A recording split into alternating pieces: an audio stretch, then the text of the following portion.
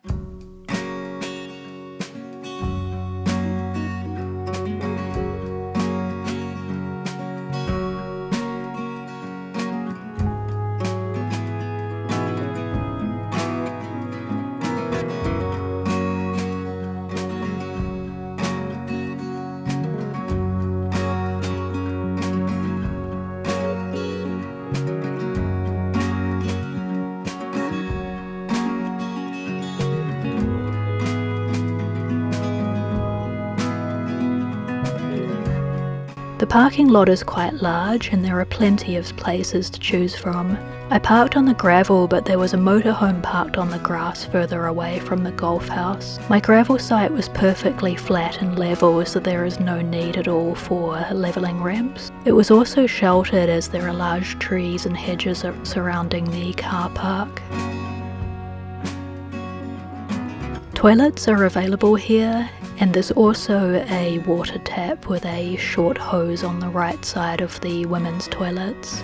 I arrived on a Friday and there was no one parked in front of the tap, so it was easy to fill up then. But on Saturday the golf course was very busy and there were a lot of people parked in the spaces next to the tap. So if you arrive on a weekend, you may need to ensure you have a long hose with you so that you can fill up your caravan. I used my 10-litre watering can when I wanted to top up.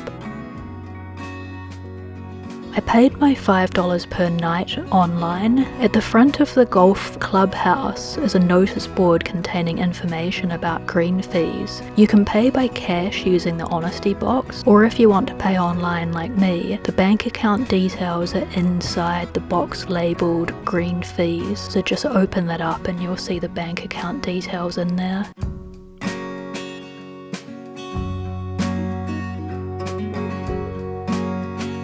This is the quietest place I've stayed at so far. There were magpies singing in the trees in the evening, and then silence after sunset. There were no planes, trains, highways. There's nothing like that nearby, so the only sound out here was the birds. Campers are allowed to bring pets, but walking dogs on the golf course is not permitted. Do be aware that when you park on a golf course, there is a small chance that a golf ball might hit your vehicle. There is a sign saying park at your own risk to warn people in cars and caravans that the club is not responsible for wayward golf balls. I parked behind a hedge and I didn't see any golf balls heading in this this direction. I saw several handsome golden pheasants strolling around the parking lot and golf course. Golden pheasants are native to China, but Europeans release them in Europe and New Zealand for hunting, and they're a really beautiful sight.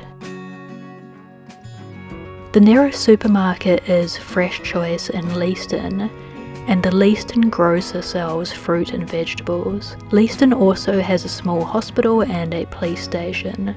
When I was in Leaston, I had lunch at the Suburban Eatery. I ordered their big breakfast, which was quite filling.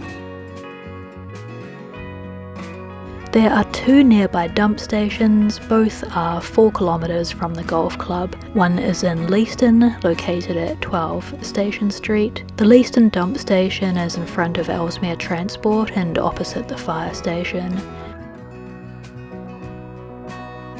The other dump station is in Southbridge, located at Southbridge Park Domain, which is 42 St James Street. In terms of safety, I felt very safe staying here. When I arrived, there was a rough-looking man in the car park drinking out of a beer can and burping loudly, but he left before evening. There were a few other rough guys drinking and swearing in the parking lot, but they all left in the afternoon. I stayed 4 nights, and I felt completely safe sleeping here.